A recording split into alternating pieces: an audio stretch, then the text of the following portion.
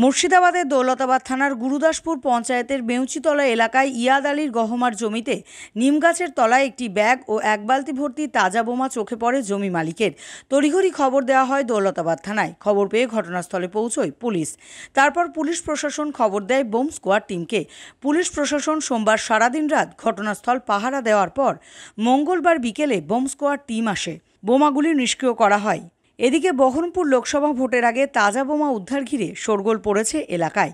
কে বা কারা কী কারণে তাজা বোমা মজুত করে রেখেছিল তার তদন্ত ইতিমধ্যেই শুরু করেছে দৌলতাবাদ থানার পুলিশ।